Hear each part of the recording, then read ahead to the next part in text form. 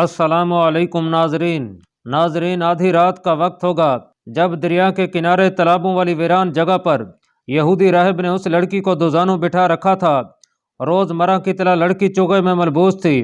इससे पहले वो लड़की को कुटिया के अंदर बिठाया करता था। उस रात उसने लड़की को कुटिया के बाहर एक कुदरती तालाब के करीब बिठाया और नौज़ायदा बच्चे को उसकी गोद में दे दिया।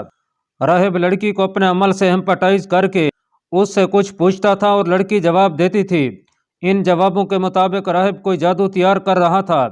उसका आखिरी मरहला यह था कि नौज़ायदा बच्चे को इस लड़की की गोद में डालना था, जो उसने डाल दिया। फिर कुटिया में चला गया। बाहर आया तो उसके हाथ में एक छुरी थी।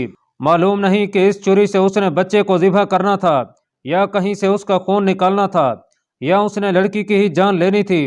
छुरी देखकर लड़की की चीख निकल गई। डरो मत लड़की, राहिब ने बड़े प्यार से कहा, इस छुरी से मत डर। तालाब बिल्कुल करीब था। यहूदी मालूम नहीं क्यों पीछे हटा। अचानक उसकी एक टांग एक शिकंजे में आ गई। लड़की एक बार फिर चीखी और उठकर कुटिया की तरफ दौड़ी। पीछे देखा तो उसे यहूदी राहिब पानी में हाथ मारता नजर आया।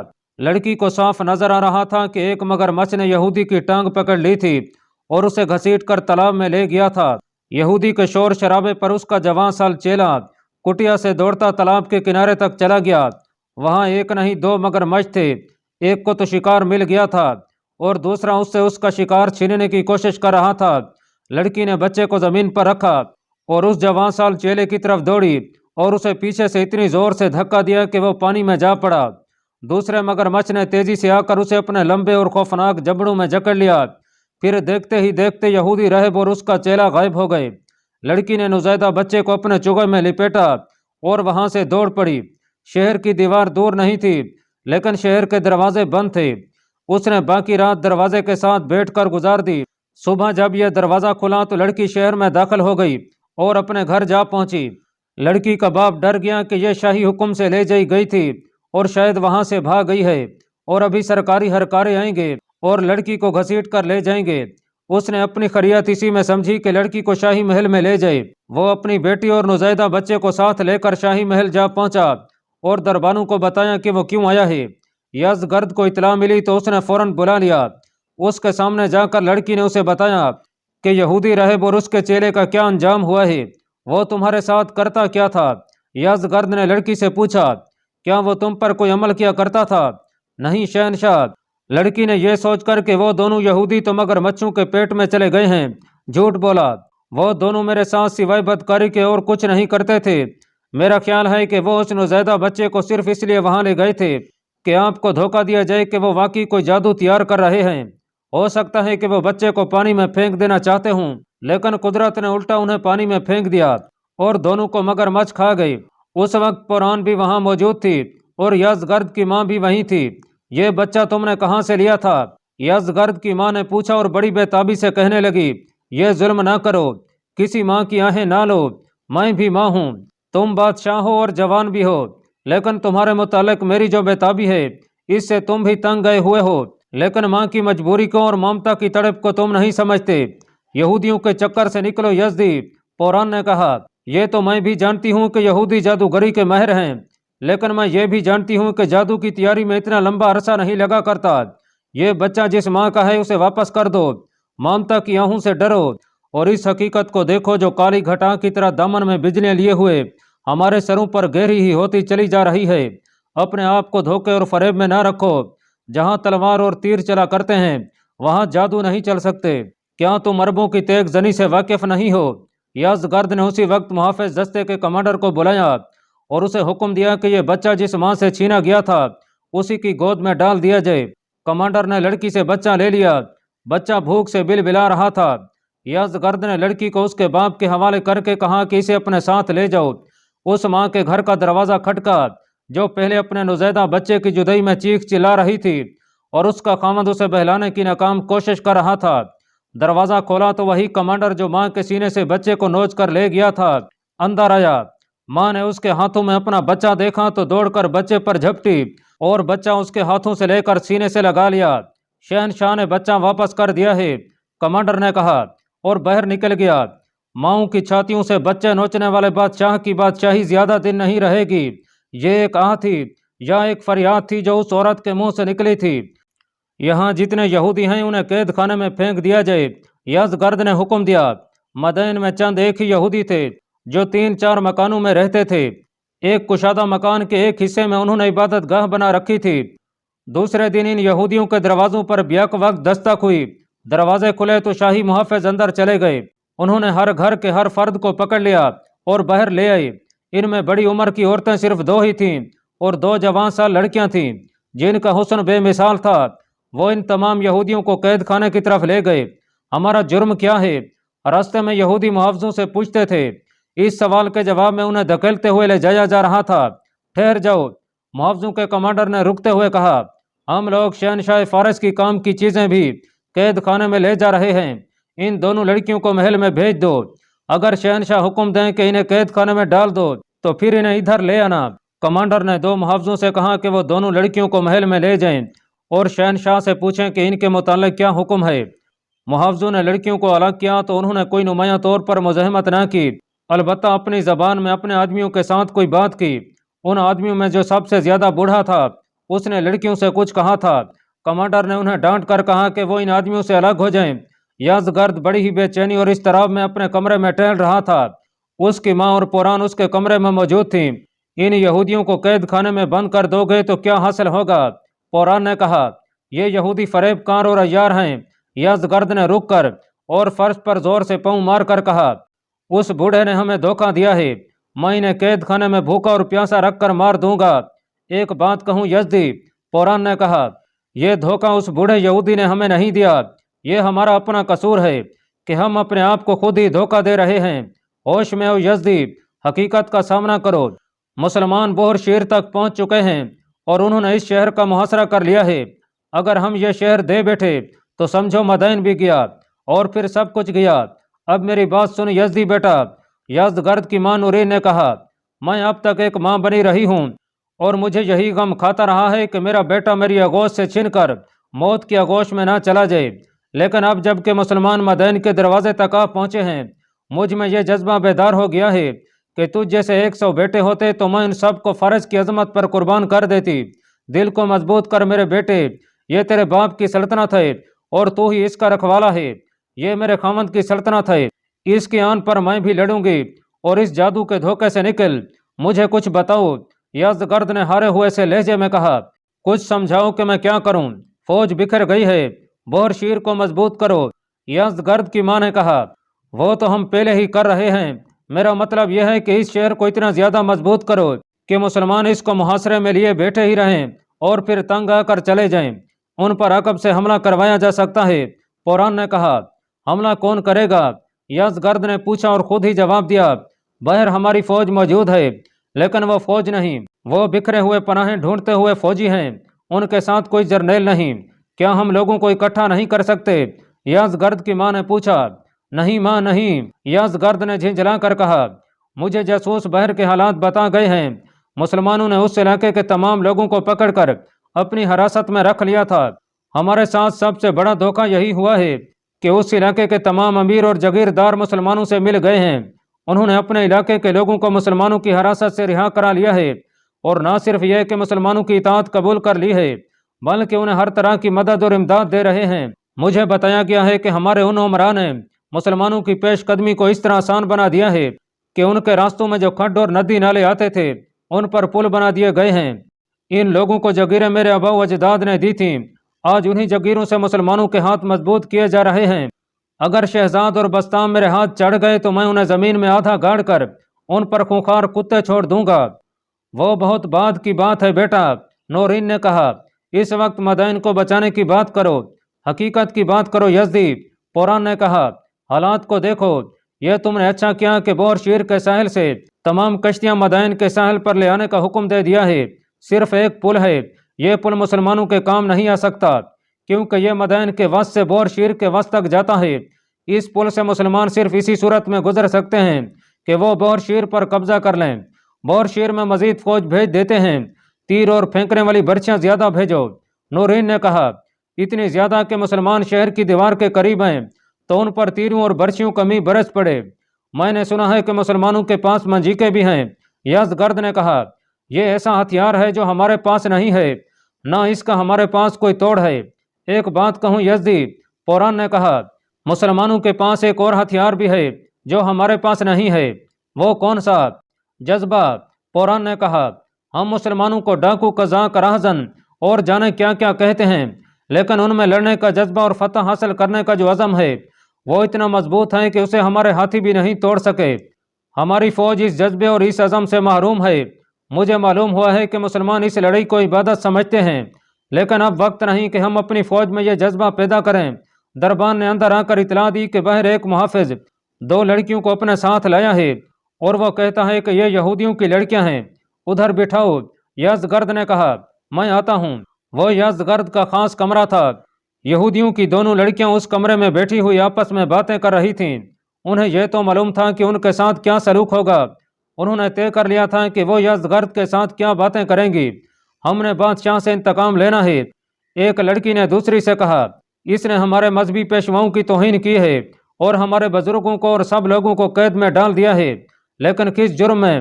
دوسری لڑکی نے کہا، ربی شمون اور ابو ازمیر تو ان کے لیے کوئی عمل کر رہے تھے، معلوم ہو جائے گا۔ پہلی لڑکی نے کہا۔ اتنے میں یزدگرد کمرے میں داخل ہوا۔ دونوں لڑکیاں اٹھیں اور فرش پر گھٹنے ٹیک کر جھک گئیں۔ اٹھو، یزدگرد نے کہا، اوپر ہو کر بیٹھ جاؤ۔ تم دونوں یہودی نسل کے ہیرے ہو، میں تمہارے حسن کی تعریف کیے بغیر نہیں رہ سکتا، لیکن تمہارے مذہبی پیشواؤں نے مجھے جو دھوکہ دیا ہے اس نے میرے دل میں یہودیوں کے خلاف نفرت پیدا کر دی ہے۔ ہم خوش نصیب ہیں کہ آپ کے دربار تک ہمیں رسائی ملی ہے۔ ایک لڑکی نے زیر لب تبسم سے کہا، ہم نہیں جانتی کہ ہمارے مذہبی پیشواؤں نے آپ کو کیا دھوکہ دیا ہے۔ ہم مجبور لڑکیاں ہیں، ہم آپ کو کیا دھوکہ دے سکتی ہیں؟ ہمیں دھوکہ دینے والوں نے سزا پا لی ہے۔ یزدگرد نے کہا، تمہارے سب سے بڑے راہب شمون اور اس کے ساتھی کو مگر مچھوں نے کھا لیا ہے۔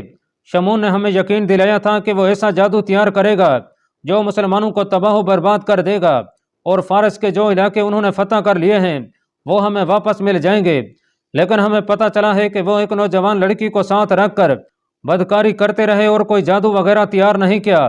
مسلمانوں کو تباہ کرنے والے خود مگر بچوں کی خوراک بن گئے، اور وہ لڑکی 1 ماہ کے نوزائیدہ بچے کو اٹھائے ہمارے پاس آ گئی۔ اس نے بتایا کہ شمون اس کے ساتھ کیا سلوک کرتا رہا تھا۔ لیکن شہنشاہ، لڑکی نے کہا، آپ نے اس کی سزا ان سب کو کیوں دی ہے جو ربی شمون کو روکتے تھے کہ وہ اس کام میں ہاتھ نہ ڈالے، کیونکہ سوائے نقصان کے کچھ حاصل نہ ہوگا؟ تو اس کا مطلب یہ ہوا، یزدگرد نے کہا، کہ تم جانتی ہو کہ شمون جادو کر رہا تھا؟ ہاں شہنشاہ، دوسری لڑکی بولی، ہم سب کچھ جانتی ہیں، لیکن ہم بات کرنے سے ڈرتی ہیں، آپ ناراض ہو جائیں گے، ہم سننا چاہتے ہیں۔ یزدگرد نے کہا، پھر یہ بات ہم سے سنیں۔ ان دونوں میں سے ایک لڑکی نے کہا، آپ کے حکم سے جن یہودیوں کو قید خانے میں بند کر دیا گیا ہے ان میں سے 3-4 ہی ہیں جنہیں معلوم تھا کہ ربی شمون مسلمانوں کی تباہی کا کوئی بندوبست کر رہا ہے۔ ہمارے 2 راہب اسے روکتے تھے اور کہتے تھے کہ یہ جادو اتنا خطرناک ہے کہ یہ صحیح ہدف پر نہ گرا تو جادو کرنے والے کو ہی تباہ کر دے گا، لیکن ربی شمون پورے وثوق سے کہتا تھا کہ اس کا جادو ناکام نہیں ہوگا۔ اب آپ سے پتہ چلا ہے کہ ربی شمون اور اس کے ساتھی ابو ازمیر کو مگر مچھوں نے کھا لیا ہے، اور جس لڑکی کو جادو میں استعمال کیا جا رہا تھا وہ آپ کے پاس پہنچ گئی ہے، تو ہمارے دوسرے بزرگوں کا یہ کہنا ٹھیک ثابت ہوا کہ یہ جادو چلانے والوں کو ہی ختم کر سکتا ہے۔ اب ہمیں ایک اور خطرہ نظر آ رہا ہے، دوسری لڑکی بولی، وہ یہ کہ اس جادو کا اثر آپ کی سلطنت پر بھی بہت برا ہوگا۔ ہم نے اپنے راہب سے جو باتیں سنی ہیں ان سے یہ ظاہر ہوتا ہے کہ مدائن اور بور شیر میں بہت قتل و غارت گری ہوگی، اور اس کے بعد یہ دونوں شہر آپ کے ہاتھ سے نکل جائیں گے۔ ان دونوں لڑکیوں کے بولنے کا انداز اس قدر پر اثر تھا کہ یزدگرد پر گھبراہٹ سی طاری ہو گئی، اور وہ خوف زدگی کے عالم میں ان لڑکیوں کو دیکھنے کے سوا اور کچھ بھی نہ بولا۔ لڑکیاں یہی تاثر پیدا کرنے کی کوشش کر رہی تھیں۔ آپ زندہ رہ سکتے ہیں، ایک لڑکی نے کہا، شہر کو بچانے کی کوشش کریں، لیکن جو ہی دیکھیں کہ یہ ممکن نہیں تو اپنے پورے خاندان کو ساتھ لے کر مدائن سے نکل جائیں اور کہیں پناہ لے کر اپنی فوج تیار کریں، پھر جوابی حملہ کریں، پھر آپ کو فتح حاصل ہوگی۔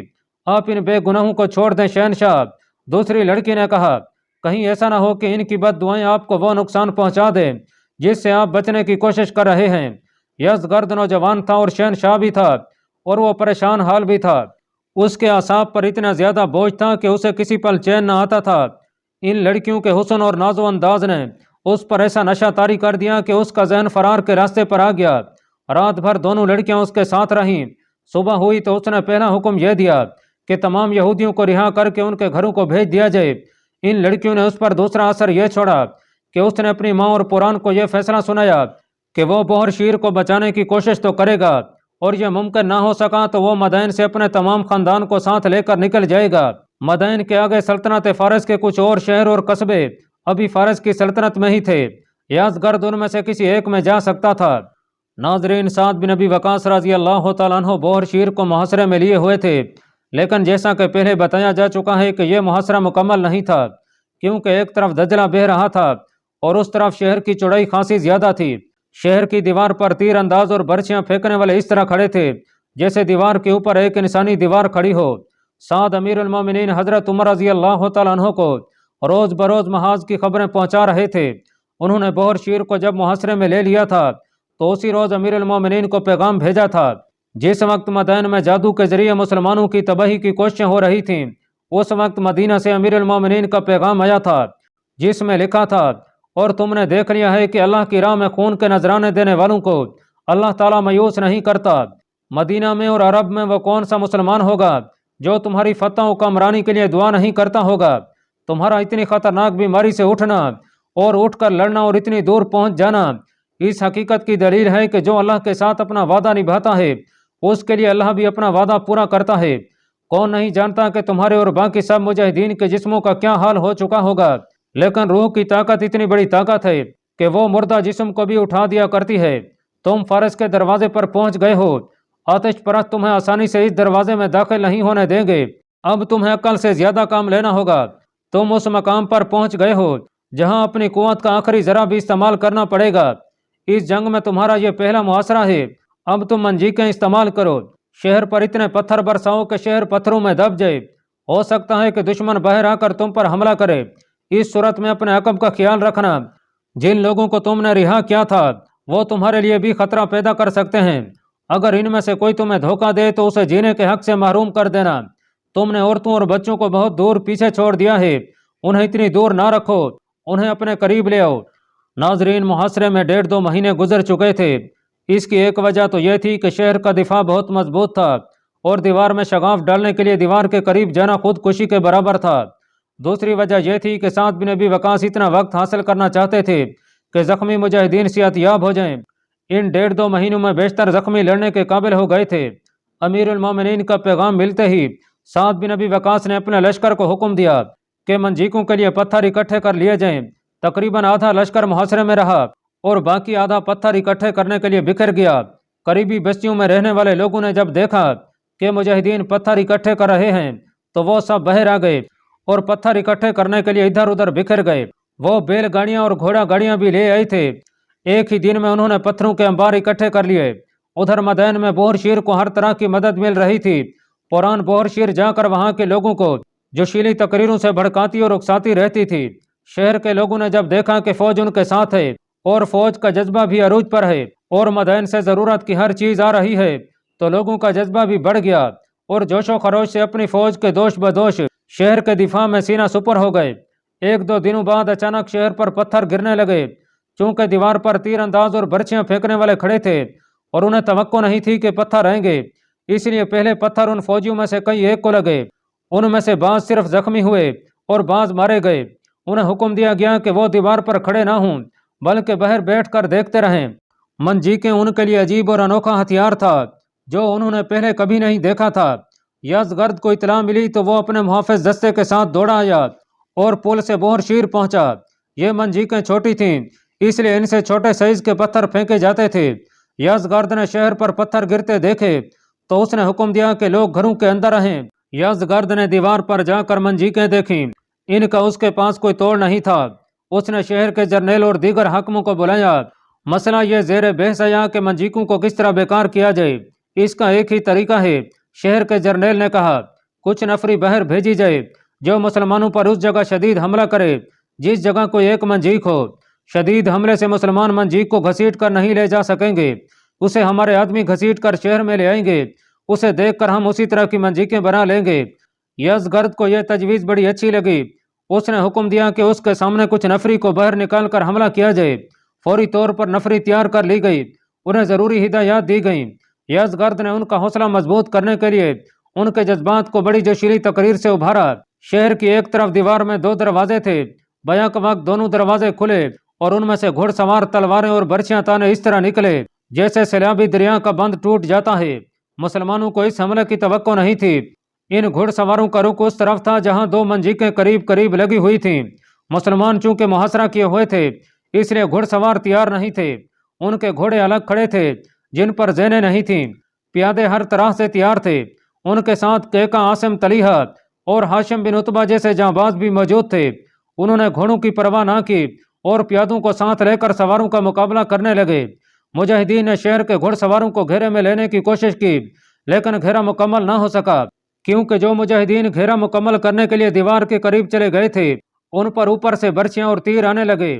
بعض مجاہدین زخمی ہو گئے، اس وجہ سے گھیرا توڑنا پڑا۔ آتش پرستوں کے گھڑ سواروں کو یہ بھی دیکھنا تھا کہ انہیں واپس بھی جانا ہے۔ شہر کے یہ دونوں دروازے بند کر دیے گئے تھے۔ پیادہ مجاہدین نے گھڑ سواروں کا مقابلہ اس خوبی سے کیا کہ کئی ایک کو گرا لیا اور اس کوشش میں لگے رہے کہ کوئی بھی سوار واپس نہ جا سکے۔ کچھ دیر میدان گرم رہا۔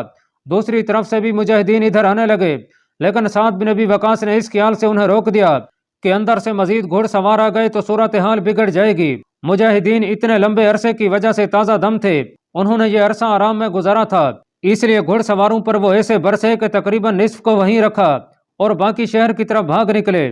پیچھے سے تیر اندازوں نے اس طرح تیر چلے کہ ان میں سے کئی تیروں کا نشانہ بن گئے۔